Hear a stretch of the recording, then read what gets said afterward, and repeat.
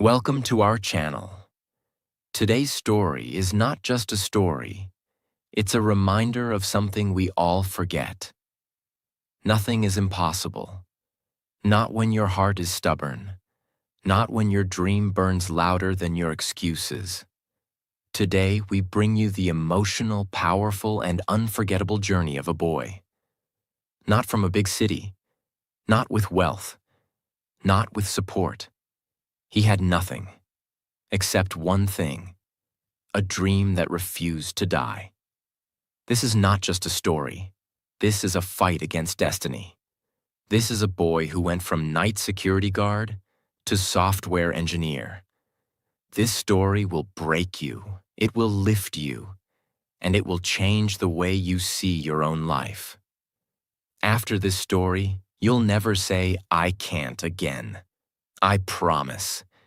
Every second of this story is worth it. Part 1. The Boy Who Watched from the Window. My name is Liam. I was born in a dusty little town where people didn't dream. They adjusted. The streets were noisy, the homes were tight, and the sky always looked like it had no space for people like us. I grew up in a middle-class family, the kind no one makes movies about. We weren't poor, but we were always close to it. My father was a tired man. He worked 12 hours a day as a mechanic, hands covered in grease, back always bent. He never complained, but you could feel the silence in his eyes. My mother was the backbone of everything. She woke up before sunrise, packed lunchboxes, handled bills, and made sure we smiled, even when she didn't have time to eat. We lived in a rented one-bedroom house. One small fan, one leaking tap, and one dream inside my chest that felt too big for the walls. I remember standing near the window every evening, watching people drive by in their shiny Mercedes, laughing with their families, music playing, windows rolled down. I wasn't jealous, but I wondered, how do people get a life like that?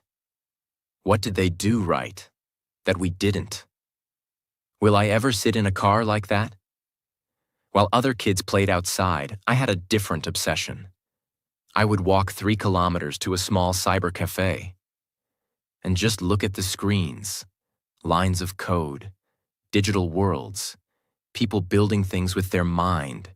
That's when I first heard the word software engineer. It felt like magic to me. People who didn't use tools, they used thoughts. They created things out of nothing. And in that moment, I decided I will become one of them.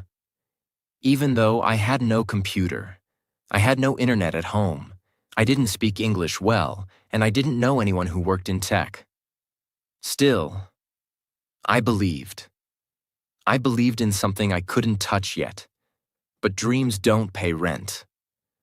One night I heard my parents whispering, "He's a good boy, but we don't have money for college. Maybe he should just take a job and help us out." I didn't cry, I didn't scream. But something inside me broke. How do you chase a dream when your parents are drowning? So at 17, I made a decision that changed everything. I put my dream in a corner and picked up a security guard uniform. I became the boy who once dreamed of building the future, now guarding it from the outside. Every night at 9 p.m., I stood in front of a tall glass building. Inside, people stayed warm in air-conditioned offices, writing code, designing apps, living the life I once saw on a screen. Outside, I stood still in the cold wind, wearing a dull brown uniform, holding a wooden stick. And every night I told myself, "Liam, this is not the end. You're not stuck. You're just paused." At night, I stood silently in front of those shining offices. While the world slept, I was wide awake. But not just to guard. I was awake to observe, to learn, to build the future no one thought was possible for someone like me. The building I guarded was full of software engineers, people who had everything I wanted. They walked past me every night with confidence in their walk, laptops in their backpacks, ID cards on their chest, and purpose in their eyes. And I was just the watchman to them. Some didn't even look at me. Some nodded. None of them knew that I was watching, not them, but the life I wanted. I had a small second-hand smartphone. It couldn't run games. It could barely stay on for 2 hours. But it had one thing I needed: YouTube. Every break I got, I would sit in a corner of the parking lot and search. What is coding? How to become a software engineer? What is JavaScript? HTML tutorial for beginners. Sometimes the videos buffered for 10 minutes. Sometimes I didn't understand a single word.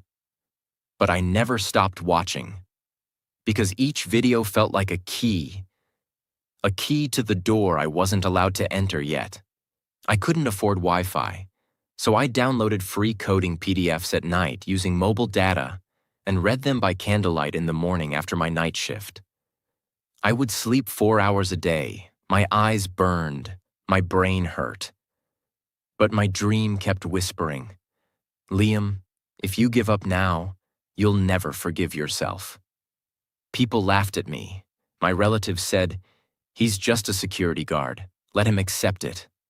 My friends said, "You're not smart enough for software." Even my father one night at dinner looked at me and said, "Son, some people are meant to dream. Others are meant to survive. We don't have time for dreams. We need money." I didn't argue. I just nodded. But inside, I made a promise. One day, I will show you that survival is not the only option. One night, it got too much. I hadn't slept in 2 days. I couldn't understand a line of code. I was hungry, tired, and lonely. And as I stood under the office light, holding my stick, I cried, quietly, not loud, just tears falling on my uniform, because I felt like I was reaching for something too far, too high. And I whispered, "Is it really impossible for someone like me?" That night, around 2:45 a.m., a man came out of the office early.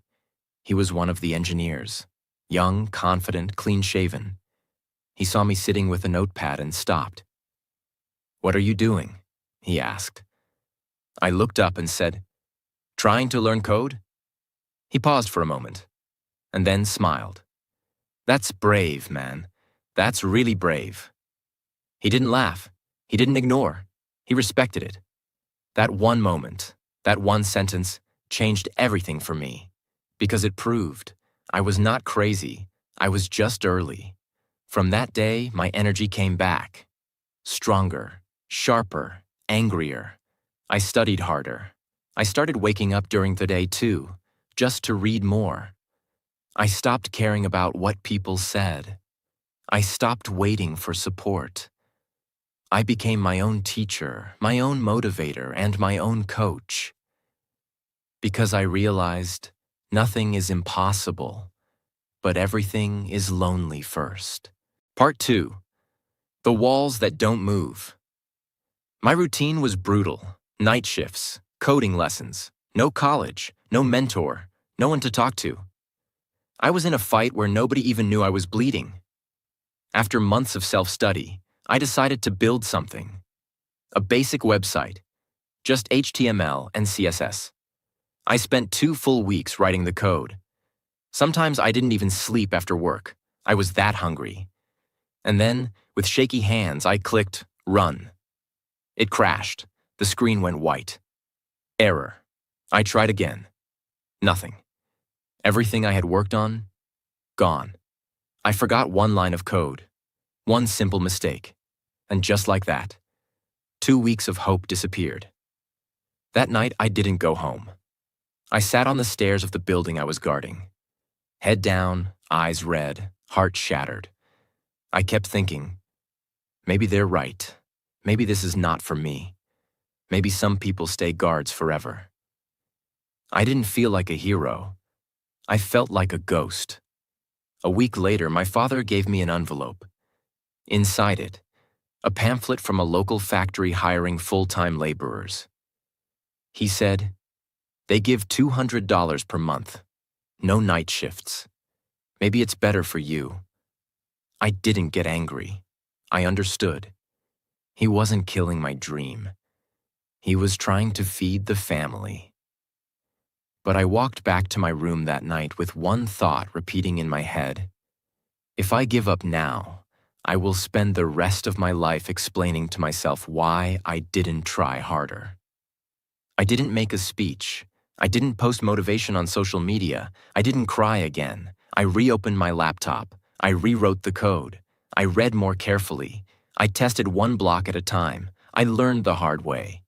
You can either fail and quit or fail and get smarter. That second time, the website worked. It was small, ugly, basic, but it worked. And for me, it was my Mercedes. Now I had proof I could do it. So I made a bold decision. I started applying for internships and junior jobs. Even though I had no degree, no certificate, no connections, no fancy English, I still sent my applications to over 80 companies. You know what I got? 79 rejections. Some didn't reply. Some said I was underqualified. Some laughed. But one company replied, "Your journey is different. Let's talk." That one reply was my doorway. Not to the destination, but to the next level of war. I prepared for 7 days straight. Practiced in front of a mirror. Watched interview videos. Wrote answers in a notebook. Repeated every sentence 50 times. When the day came, I wore my guard uniform because I didn't own a formal shirt. The interviewer looked at me and asked, "Tell me about yourself." I didn't give a polished answer. I just told the truth. I work as a security guard, but I spend every night studying code because I want to become something I've never seen around me. The room was silent for 5 seconds. Then he said, "You're not what we expected, but you're exactly what we're looking for." They hired me as an intern, unpaid. But it was the first time I entered a tech office, not as a guard, but as a learner. That was the moment. I was still poor, still tired, still insecure. But now I had a chair, a desk, a laptop that wasn't mine. But the dream was. For the first time in my life, I didn't feel like I was watching the world. I felt like I was inside it. I still remember the first day. I entered the building, not from the guard's gate, but from the main entrance. No stick in my hand, no uniform on my back, just a cheap shirt and fire in my heart. People who once walked past me without a glance now sat beside me in meetings. But it wasn't easy. They gave me a desk, a computer, a team, and suddenly, I was inside the dream I had watched from the parking lot. But dreams are not always soft. They are sharp, and they cut you if you're not ready. Every day I battled. Fear that I would be exposed as a fraud, insecurity about my English and communication, shame about my clothes, my past, pressure to prove I belonged. My teammates had degrees, they had certificates, they understood things faster. Me, I Googled terms during lunch breaks so I wouldn't look stupid in front of them. One day during lunch, a senior engineer asked casually, "Where did you study? Which college?" I paused and said, "I didn't. I was a night security guard before this." The silence that followed felt like a thunderstorm. Some looked impressed, some looked confused. One just nodded and walked away. And that day I realized something. The world may open the door, but you still have to prove you deserve to stay inside. That night I didn't sleep. I went back to my old habits, practiced interview questions again, watched advanced tutorials, reread documentation, took free courses with broken subtitles, because I knew this is not the time to relax. This is the time to become unshakable. I stopped comparing. I started focusing. I stopped explaining. I started executing. 3 months into my internship, I was given a small task to fix a bug in a live product. It was complicated. Others had tried and failed. And my manager said, "Try if you want. No pressure." I didn't say yes, I didn't say no. I just took the code home and studied for 2 days without stopping. I broke down the bug, read forums, ran tests, got stuck, cried, tried again, and again, and again, and finally, I solved it. The manager didn't say much. He just smiled and forwarded my code to the CTO. But that night, when I walked out of the building, I looked up at the sky and whispered, "You see, I told you I don't belong outside forever." A few weeks later, my internship became a paid role. It wasn't a big amount, just $300. But when I saw the message in my bank account, I cried. Because that money didn't just represent salary, it represented proof. Proof that my pain wasn't pointless, my nights weren't wasted, my fire wasn't foolish, my dream wasn't impossible. I went home after many months. Same house, same leaking tap, same small kitchen. But something was different. When my father saw me, he didn't ask anything. He just said, "You look different." I opened my bag and gave him my first check. He didn't cry, but his hands were shaking. He looked at me and said something I'll never forget. "I thought your dream was too big, but maybe I was just too tired to believe." There was no party, no big announcement, no post on social media, but inside me, a war ended. I was no longer the boy who stood outside the building. I was now part of the future. Part 3. From guard to guide. Years passed. The security guard uniform that once wrapped my pain now sat folded in my cupboard. Untouched, but never forgotten. Today, I sit at a desk not as a guard, but as a full-time software engineer. Not in a small firm, not in a temporary role, but in one of the world's top companies.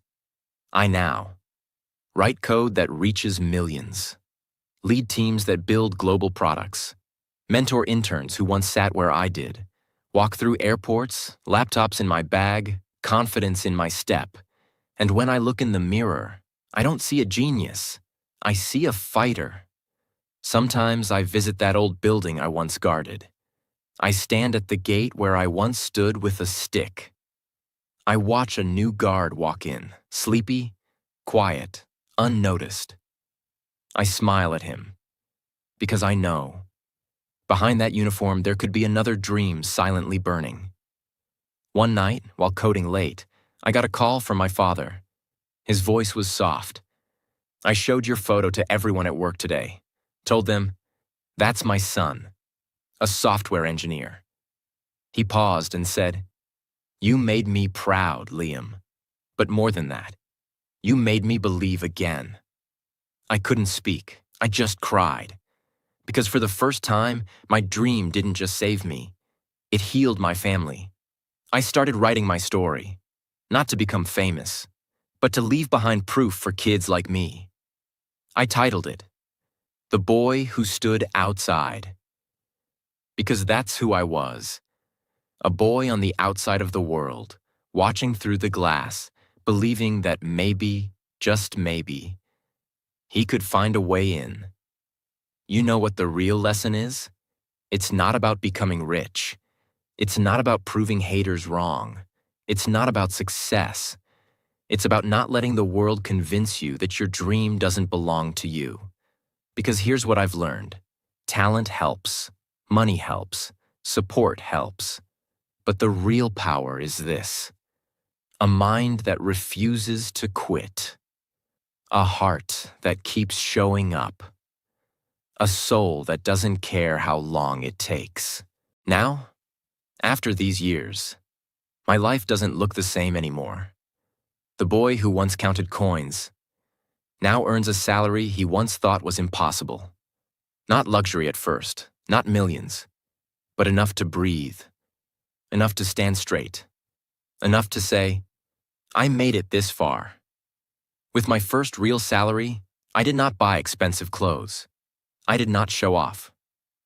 I bought a new fan for my parents' house, a proper bed for my father's tired back, a phone for my mother so she could call me anytime, and groceries without checking prices. That moment, when my mother smiled without worry, that was richer than any car. Years later, I bought my first car. Nothing fancy. But when I held the keys, my hands shook, because I remembered the boy who once stood on the road, watching other people's Mercedes pass by, and wondering if life would ever choose him. That day, life chose me, not because I was lucky, not because it was easy, but because I didn't stop when it was hard. And that's when I understood the truth. Struggle changes you quietly. Success announces you loudly. Now, you've just heard the story. A boy with nothing, who proved that nothing is impossible.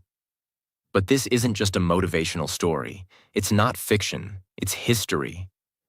Let me now show you real people who lived the pain, who were laughed at, who were told, you can't. And still, they changed the world. Neil Armstrong, the first human to step on the moon. But did you know? He was once told, space exploration is impossible. He didn't listen. He didn't just touch the moon. He walked on it. Albert Einstein. As a child, he couldn't speak properly till age 4. His teachers said, he will never succeed in life. But he went on to change the laws of physics forever, because greatness doesn't need permission. Thomas Edison. He failed 1,000 times trying to invent the light bulb. When people laughed at him, he said, I didn't fail. I just found 1,000 ways that won't work. Today, the world sees light, because one man refused to stay in the dark. Listen closely, my friend. People will try to stop you. They'll say, you're not smart enough. You're too late. You're from the wrong place. It's not realistic.